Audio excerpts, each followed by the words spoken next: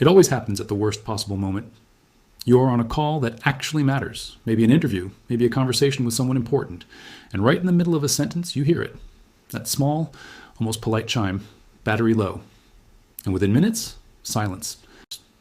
One earbud dies first, then the other, and you're standing there scrambling for a cable you probably do not even own anymore because you replaced everything with wireless. Or maybe it happens on a flight, 3 hours in, and you still have 5 hours left, and your earbuds are dead in your pocket while the person next to you with wired headphones is still listening peacefully.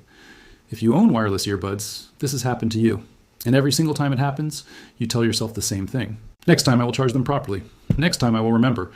But here's what nobody in the wireless earbuds industry wants you to sit and think about for more than 30 seconds. This is not a charging habit problem. This is a fundamental design trade-off that the entire $18 billion wireless earbuds industry depends on you not fully understanding. I am not here to tell you wireless earbuds are bad. I use them. Most people watching this use them. They are convenient. They are genuinely impressive pieces of engineering. And for a lot of situations, they are exactly what you need. But there is a difference between using a product because it genuinely serves you and buying into a product category because marketing convinced you that the alternative is somehow outdated. And right now in 2026, the wireless earbuds market has become one of the most aggressively marketed, most rapidly cycled, most quietly compromised categories in all of consumer technology. So before you buy your next pair, or before you upgrade the pair you already have, I want to walk you through 3 things that almost nobody explains clearly. And then I want to give you an honest answer to the question that actually matters, which is not which earbuds should you buy, but whether you should be buying wireless earbuds at all for what you actually use them for. Let us start with the thing that gets buried under marketing language more than anything else in this entire category, which is audio compression. Here is something that is true and that almost no earbud marketing will ever say directly. Bluetooth, as a wireless technology, has a fundamentally limited amount of bandwidth available to transmit audio data. Wired headphones receive an analog or uncompressed digital signal directly from your device with essentially no bandwidth limitation. Wireless earbuds have to compress your audio, send it through a Bluetooth connection, and decompress it in real time inside the earbud itself. This is not a minor technical detail. This is the entire reason wireless earbuds work the way they do. Standard Bluetooth audio codecs, the most common one being SBC, compress audio data significantly, which means some of the original audio information is discarded before it ever reaches your ears. Newer codecs like AAC and aptX reduce this compression loss. The newest codecs like LDAC and aptX adaptive get genuinely close to what a trained ear would call transparent quality. But here's the catch that the marketing conveniently leaves out. Your earbuds need to support the codec, your phone needs to support the same codec, and both devices need to actually negotiate and use that codec during playback, which does not always happen even when both devices technically support it. A study conducted by audio engineers at the Audio Engineering Society found that even experienced listeners struggled to reliably distinguish between high-quality wired audio and the best wireless codecs in casual listening conditions. But the gap became clearly noticeable with more common, lower-tier codecs that ship on the majority of budget and mid-range wireless earbuds sold today. In simple terms, if you bought a pair of earbuds for $80, there is a meaningful chance you're listening to compressed audio that is measurably lower quality than what your wired headphones from 5 years ago were giving you, and you would have no way of knowing unless someone told you to listen for it specifically. The second thing nobody tells you clearly is about battery degradation, and this is where the industry's business model becomes uncomfortably obvious. The lithium batteries inside wireless earbuds are tiny, significantly smaller than the battery in your phone, your laptop, or almost any other device you own. And small lithium batteries degrade faster than large ones for a simple physical reason. They go through more complete charge cycles relative to their total capacity, and they are charged and discharged far more frequently because of their small size. Most wireless earbuds are rated by manufacturers to retain around 80% of their original battery capacity after roughly 500 charge cycles. If you use your earbuds daily and charge them once a day, that is approximately 500 days, which is 1 year and 4 months, before noticeable degradation begins. After that point, your 2 hours of listening time on a charge gradually becomes 90 minutes, then an hour, then 40 minutes. And here's the part that should genuinely concern you. In the overwhelming majority of wireless earbuds on the market, the battery cannot be replaced. It is sealed inside a tiny case that is not designed to be opened by the consumer or even by most repair shops. When the battery degrades to the point of being unusable, which research from right to repair advocacy groups places at an average of 18 to 24 months for most consumer earbuds, your only option is to buy an entirely new pair. This is not a flaw in the design. From a business perspective, this is the design. a product category with a built-in, non-repairable expiration date of under 2 years, sold to hundreds of millions of people globally, generating repeat purchases automatically is not an accident. It is one of the most reliable revenue models in modern consumer electronics.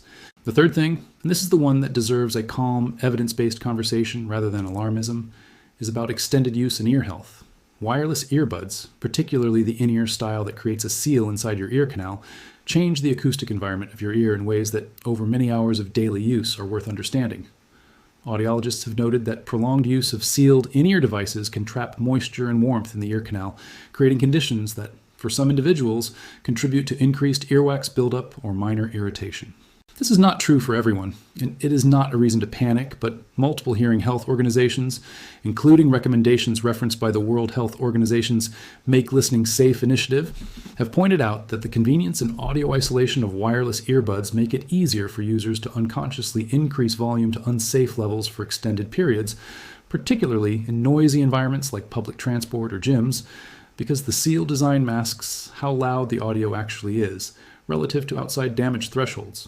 The actual technology is not inherently more dangerous than wired headphones at the same volume, but the use pattern that wireless earbuds encourage, all-day wear, frequent unconscious volume, increases extended sessions without removal, is a behavioral pattern that genuinely deserves more attention than it currently receives in mainstream tech coverage.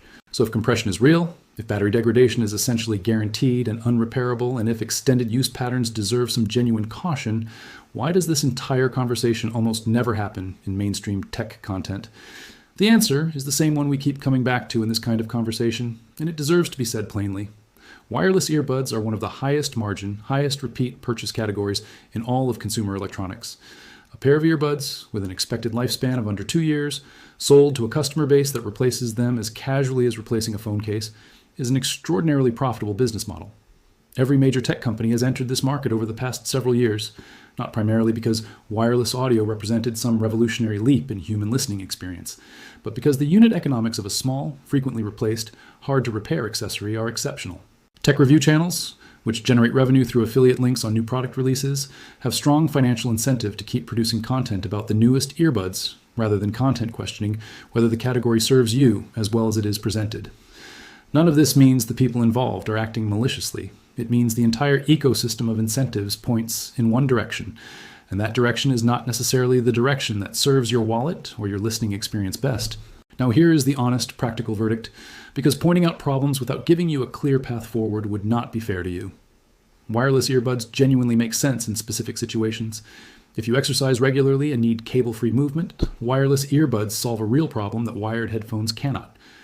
If you are someone who is constantly switching between phone calls and audio while moving around during your day, the convenience is genuinely valuable and not just marketing.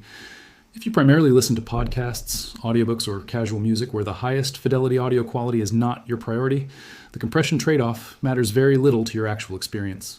But if you are someone who cares deeply about audio quality, if you listen to music critically and want to hear every detail an artist intended, wired headphones or wired in-ear monitors at a similar price point will consistently outperform wireless earbuds in pure sound quality.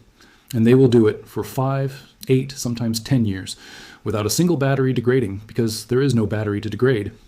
If you are budget conscious and tired of replacing earbuds every year and a half, a quality pair of wired headphones is not a step backward.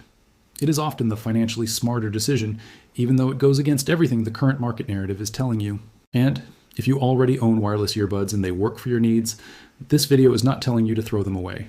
It is telling you to understand exactly what trade-offs you accepted when you bought them, so that your next purchase, whenever it happens, is a decision you make with full information rather than a decision the industry made for you through 18 months of inevitable engineered decline.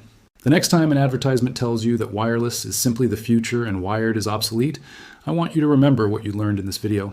The future was not chosen because it served you better in every measurable way.